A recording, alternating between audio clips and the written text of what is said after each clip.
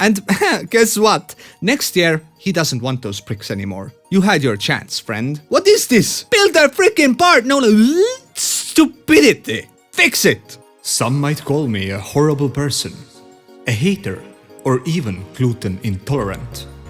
But what I say to those guys is, no, I'm a consumer, and I tell you how it is. In your face! Surprise, motherfucker! Farthest Frontier. This video sums up all the good and all the horrible I experienced throughout my 25-hour playthrough, that I managed to strategically drizzle over a course of 1 month to get all the benefits and disadvantages from each patch and upgrade. First of all, at the moment there are no achievements in Steam yet. That established, I can continue. This game is an early access. It has received a lot of patches and updates throughout the final past 2 months. But to be honest, sadly, many of the issues haven't been fixed yet. What the fuck is this piece of shit? So overall, it's a survival, city building, RTS, kinda. It's more comparable to Surviving the Aftermath than Anno 1800, but they draw similarities. Visually, it has received a lot of praise, but to be honest, to me, it kinda looks cluttered. I'm not sure, is it textures or the icons or something? It doesn't feel clean to me. So at best, it's okay looking. There are 2 ways to play this game. It's basically with enemies or without enemies in pacifist mode. This totally cuts out all the enemies and lets you just build your city and survive and thrive.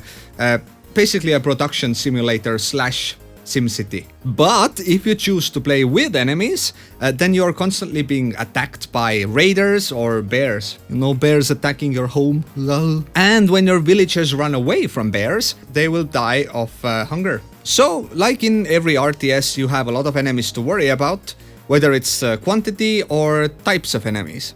Basically raiders and bears. Yeah, let's get that clear. But with enemies enabled, you basically have a whole new game system implemented, which regards commanding your villagers and building barracks. So you need to arm your citizens and build rally points and so on. Overall, this game is decent, cluttered looking, but decent. Maps are always randomized and also resources, meaning that you can get a lake, or you can get seaside. There are 5 different map types, valleys and kind of desert looking places and so on. But you know, map size and all the benefits you can adjust manually. To survive cold winters, you need food, wood and good mood. You need to build a lot of storage places to preserve your plentiful harvest. At the end, you have massive production lines. You make weapons, soap, you make everything from scratch, basically. From the raw materials you either grow, produce, or buy. Even advanced tools, which are a headache to get in the beginning at least. I mean, it has everything that RTS kind of has. I wouldn't say this game is an RTS. It's more like city building survival. I wouldn't call it RTS, I would call it survival city building / survival. Yeah, that's it. But this game has many issues. And I'm here to cover at least some of them. Where do I even begin? Trading items. After the beginning of every year, a trader emerges. Over here, stranger. But there is, you know, this tiny notification in your left corner of the screen, you know? Microscopic. Meaning that you might miss it. And if you run 3x the game speed, you can basically lose the trader. And you might only notice him in mid-air, maybe June or something. But, oh, the trader is here. And there are hundreds of problems with the trader. Basically, he only comes once a year. Sounds like a frigid woman. Anyways, he might sell stuff that you don't need. And he might only buy things that you don't have. Meaning that you might have abundance of stuff that he really doesn't want. And you might need cattle and stuff and he doesn't sell it. So you need to wait another year. But wait, there's more.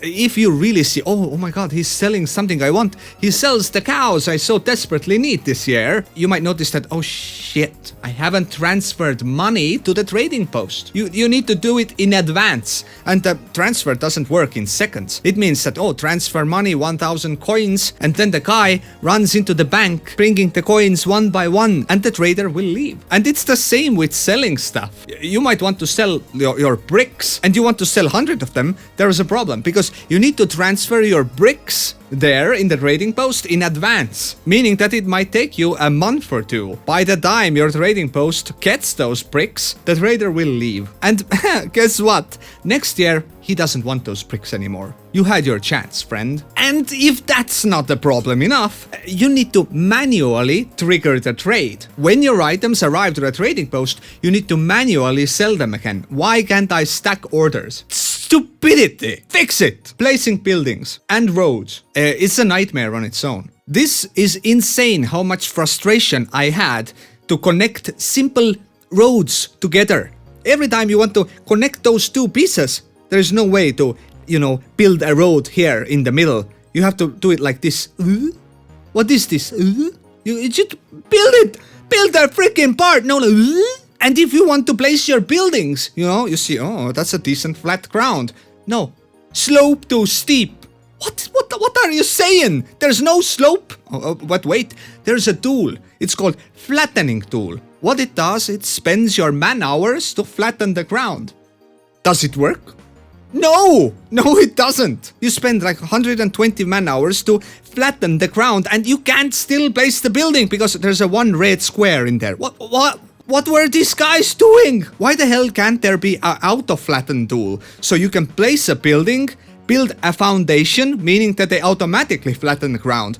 Why do you need to do it manually and why doesn't it work? Also, when you want to move your buildings, there are two buttons for that. One is move building with, a kind of a circle icon, a bigger one. And there is this small icon, tiny in the right corner of the window, the UI window, which I will come to in a minute. One button works and the other, the bigger one, is never available. You basically can't move your building. And if you want to move your building, you need to find this tiny square. Microscopic. You need to click it, and then the building will rebuild itself to another place, taking another man hours and stuff. Oh my god, I can't. Also, as I mentioned, UI. I mean, at the moment it's horrible. It looks like I'm working with Excel spreadsheets that cover each other, You can close another because it's underneath the button that closes it. And it's the same with this game's options. So for me, it's not a game, it's an Excel spreadsheet of different buttons. But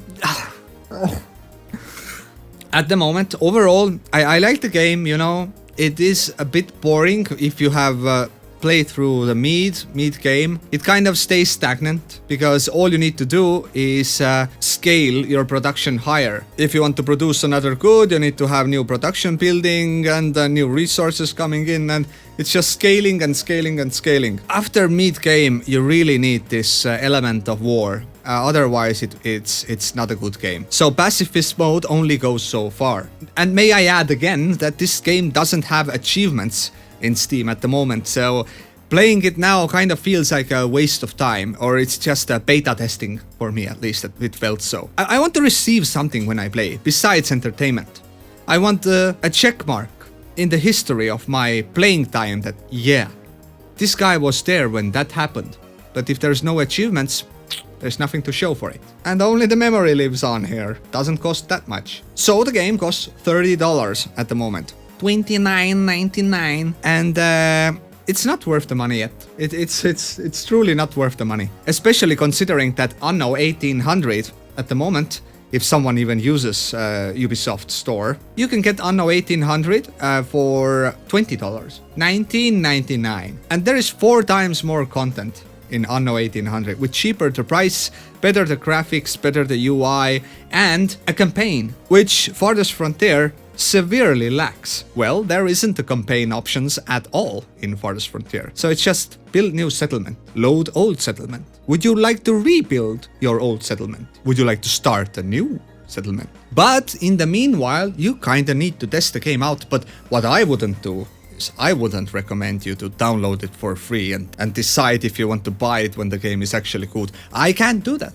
because I am a law-abiding citizen, and even if it determines would you like the game or not, it goes both for Anno 1800 and Farthest Frontier, I can't recommend you to download it. It's piracy. By the way, this Ubisoft store, quick final reminder, Anno 1800 is locked behind this store. I've actually wanted to buy full version of Anno 1800 for years now, but I can't do that. because it's locked behind the freaking Ubisoft store. Everything I own is in Steam. I don't want to use hundreds of different streaming services to get my games. I don't want to use hundreds of different movie streaming services. I want one. Give me one that includes all. Otherwise, I can't. I need to manage my finances, seeing where the money goes and where the money comes from. It's horrible. It's horrible, this system. Anyways, I'm done ranting.